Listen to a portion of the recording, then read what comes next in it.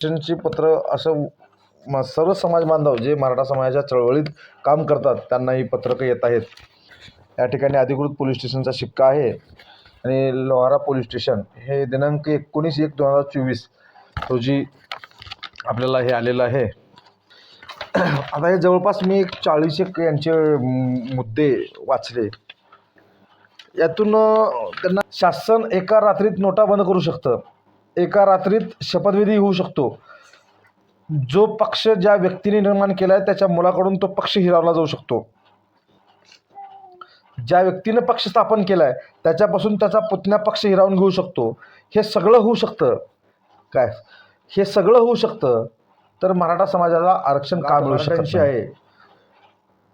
आम्ही चुकूनही मुंगीच्या वाट्याला जात नाही, पण आमच्या वाट्याला कोण आलं तर त्याची वाटमारी केल्याशिवाय आम्ही सोडत नाही. हे तितकंच जबाबदारीनं आम्ही सांगत आहोत मित्रांनो. या ठिकाणी मूर्ख माणसांनो थोडंसं अक्कल नावाची चीज बाळगा. ज्यावेळेस एक जबाबदार मंत्री एका जातीवरून विशेष टोमणे मारतो, अर्वाच्य भाषेमध्ये बोलतो, संविधानिक पद्धतीत आमदार असलेली व्यक्ती तसं बोलते, माननीय छगनजी भुजबळ साहेब आम्ही आजही मान्य म्हणतोय. हे म्हणण्याचं कारण ते संस्कार आमच्यामध्ये आहेत. आम्ही संस्कार विसरलो नाहीत, परंतु एक त्याचं लिमिट असतं. एकदा ग बसते, दोनदा ग बसते, तीनदा ग बसते. माननीय श्री छगनजी भुजबळ साहेब वारंवार मराठ्याला डिवचण्याचा प्रयत्न करत आहेत. आदरणीय पडळकर साहेब, आदरणीय, मी त्यांना आजही आदरणीय म्हणतो. ते भलेही त्या लायकीचे नसतील, पण तरीसुद्धा मी त्यांना आदरणीय म्हणतो. त्याचं कारण म्हणजे ते दोन जातीमध्ये तेढ निर्माण करण्याचं काम हे काही नालायक वृत्तीचे लोक करत आहेत. हे खुलेआम मराठा समाजाला चॅलेंज करत आहेत. यांना काय वाटतं मराठा समाज शांत बसलाय? बेट्यानो फिरू देणार नाही तुम्हाला. वेळ पडली तसं उत्तर दिलं जाईल. ज्या नालायक लोकांना चाबकानं फोडलं पाहिजे. जर मराठा समाजाच्या नादाला लागाल तर गाठ मराठ्यांची आहे. प्रत्येक घरातील माणूस आज मुंबईला निघत आहे मित्रांनो. आणि होय, मी येतोय, तुम्ही या. मी धनराज विश्वनाथ बिराजदार. आज व्हिडिओ करण्याचा मुख्य उद्देश म्हणजे आज पोलीस स्टेशन लोहारा यांच्यामार्फत एक पत्र देण्यात आलेलं आहे. ते पत्र श्री कमलाकर बिराजदार, सुभाष बिराजदार, धनराज बिराजदार, श्यामसुंदर पाटील अशी नावं टाकून हे पत्र आपल्याला मिळालेलं आहे.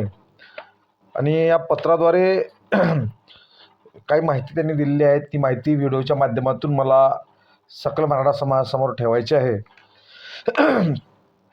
हा व्हिडिओ बनवण्याचा मुख्य उद्देश म्हणजे अशी पत्रकं सर्वच समाज बांधवांना वेगवेगळ्या पोलीस स्टेशनचे येत आहेत. अशी पत्र असं सर्व समाज बांधव जे मराठा समाजाच्या चळवळीत काम करतात त्यांना ही पत्रकं येत आहेत. नेमकं त्यांनी काय पत्र दिलं आहे हे मी वाचून आपल्याला या व्हिडिओच्या माध्यमातून सांगत आहे मित्रांनो. अधिकृत पोलीस स्टेशनचा शिक्का आहे. या ठिकाणी अधिकृत पोलीस स्टेशनचा शिक्का आहे आणि लोहारा पोलीस स्टेशन हे दिनांक 19/1/2024 रोजी आपल्याला हे आलेलं आहे. तर काय काय आहे नेमकं मी व्हिडिओला सुरुवात करतो की प्रति कमलाकर बिराजदार, सुभाष बिराजदार, धनराज बिराजदार, श्यामसुंदर पाटील, आपणास या पत्राद्वारे कळवण्यात येते की दिनांक 20/1/2024 रोजी श्री मनोज जरांगे पाटील हे अंतरवली सराटी तालुका अंबड जिल्हा जालना ते मुंबई असा मराठा समाजास आरक्षण मिळावे याकरता पदयात्रा मोर्चा काढणार असून त्या अनुषंगाने सदर पदयात्रा मोर्चास पाठिंबा म्हणून आपण जेवळी गावातून सदर पदयात्रेत मोर्चात सहभागी होण्यासाठी निघणार असून जेवळी ते मुंबईपर्यंत पदयात्रा करताना सोबत जोडलेल्या पत्रातील नमूद मार्गदर्शन सूचनांचे तंतोतंत पालन करावे, जेणेकरून कायदा व सुव्यवस्थेचा प्रश्न निर्माण होणार नाही व पदयात्रा मोर्चा शांततेत होईल. तरी सदरील पत्रातील मार्गदर्शक सूचना आपल्या सहकाऱ्यांना सांगून त्याबाबतची दक्षता घेण्याबाबतचे कळवावे ही विनंती. कळावे पोलीस निरीक्षक, पोलीस ठाणे लोहारा. या पद्धतीचं फ्रंट पेजचं पत्रक आहे. त्यानंतर आपल्याला मराठा आरक्षण अनुषंगाने आयोजित पायी यात्रेकरता मार्गदर्शक काही सूचना पोलीस स्टेशनने दिलेल्या आहेत. त्या सूचना काय आहेत हे आपण वाचू. असे समजले आहे की आपण आपल्या मागण्यांसाठी समर्थकांसह 20/1/2024 रोजी मुंबई येथे जाण्यासाठी पदयात्रा वाहनातून जाणार आहात.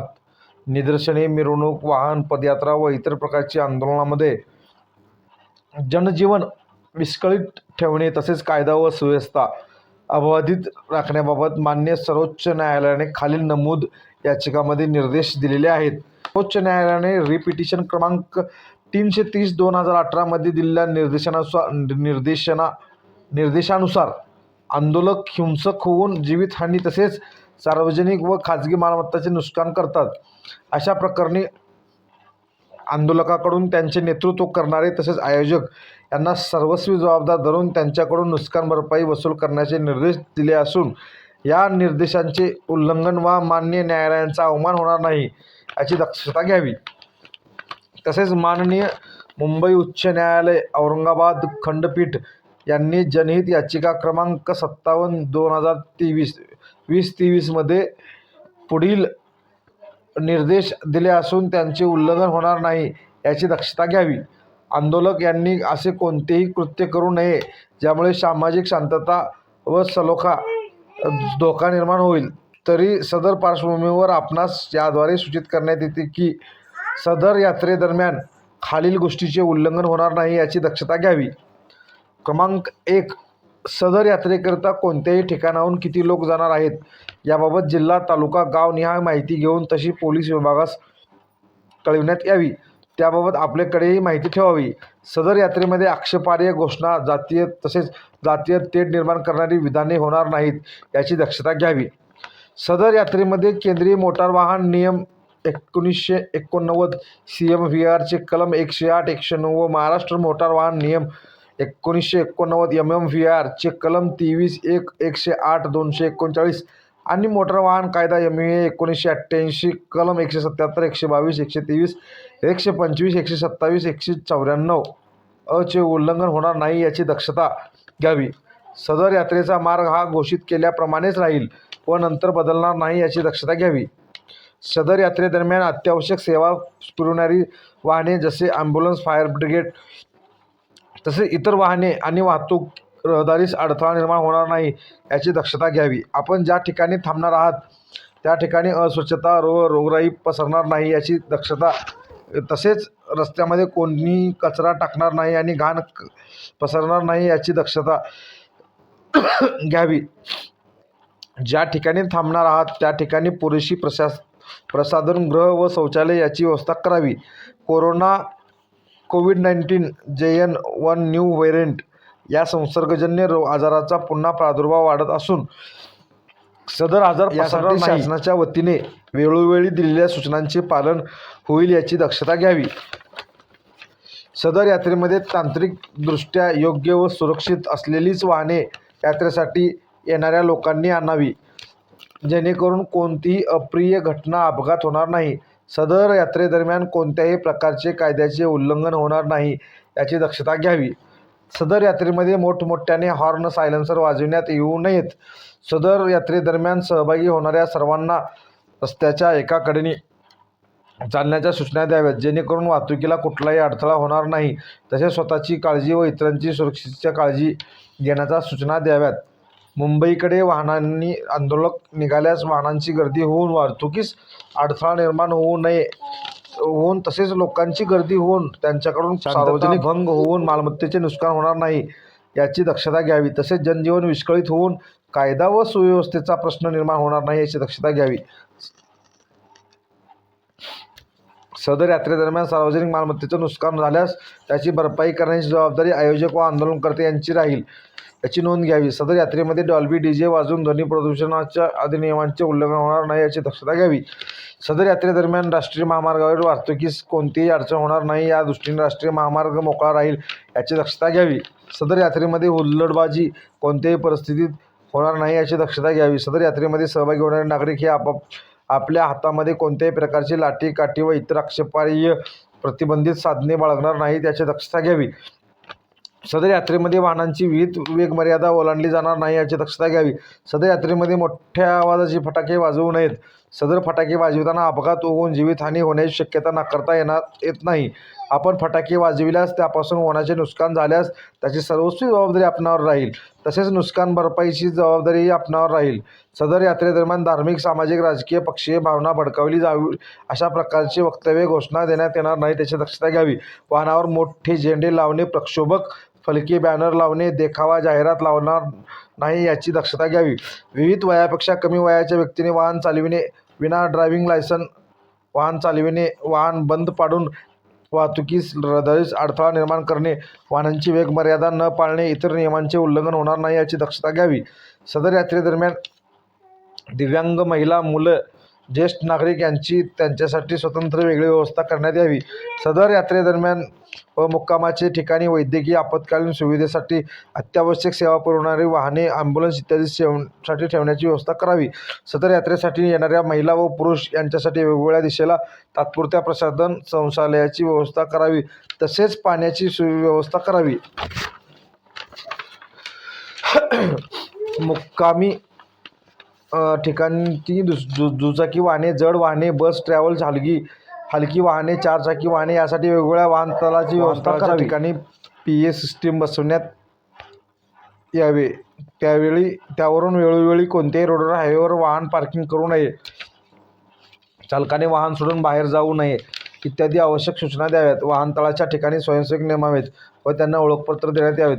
वाहन पदयात्रेत मुक्कामाच्या ठिकाणी संशयित हालचाली करणारे इसमास निदर्शनास आल्यास त्यांना स्वयंसेवक यांच्यामार्फत पोलिसांच्या ताब्यात देण्याची उपाययोजना करावी. सदर यात्रेतील सर्व लोकांचे वाहने हे वाहनतळामध्येच लागतील एवढी मुबलक प्रमाणात वाहनतळाची व्यवस्था करावी. सदर यात्रेची एक आचारसंहिता ठरवावी व ती लिखित स्वरूपात असावी. आचारसंहिता वाहन पदयात्रेसाठी जाणाऱ्या सर्व लोकांपर्यंत पोहोचवावी. आचारसंहितेच्या प्रत्येक मुद्द्यावर स्वयंसेवक समन्वयक नेमावेत. 34 नंबर, ज्या ठिकाणी वाहन पदयात्रेकरता लोक जाणार आहेत त्या लोकांवर त्या ठिकाणचे जबाबदार व्यक्तीवर नियंत्रण ठेवण्यासाठी जबाबदारी निश्चित करावी. वाहन पदयात्रेच्या येणाऱ्या लोकांची उन्हाच्या अनुषंगाने काळजी घेणे करून उष्माघात होणार नाही त्याबाबत आपणास अत्यावश्यक वाटतील तेवढ्या उपाययोजना कराव्यात. वाहन पदयात्रेच्या वेळी कोणत्याही प्रकारचे कायदा व सुव्यवस्था प्रश्न निर्माण होणार नाही याची दक्षता घ्यावी. यावर सर्वस्वी प्रशासन जबाबदार राहील याची नोंद घ्यावी. सदर यात्रेमध्ये अंमली पदार्थ, मद्यसेवन केलेले इसम सहभागी होणार नाहीत. ट्रॅक्टर हे वाहन शेतीच्या कामासाठी आहे, त्याचा वापर यात्रेसाठी होणार नाही याची दक्षता घ्यावी. तरी आपणास विनंती आहे की वरील नमूद सूचनांचे पालन आपण स्वतः करावे व आपल्यासोबत असणाऱ्या इतरांना याची जाणीव करून द्यावी. कोणत्याही परिस्थितीत कायदा व सुव्यवस्थेचा भंग होणार नाही याची दक्षता घ्यावी. तसेच माननीय न्यायालयाच्या जनहित याचिका क्रमांक 330/2018, क्रमांक 57/2023 मध्ये दिलेल्या निर्देशांचे तंतोतंत पालन करावे जेणेकरून माननीय न्यायालयाच्या अवमानना होणार नाही. आता हे जवळपास मी एक 40 यांचे मुद्दे वाचले. यातून त्यांना नेमकं काय सिद्ध करायचं आहे मला हे कळणं झालं आहे की मराठा समाज हा शांततेच्या पद्धतीनं मुंबईला जात आहे.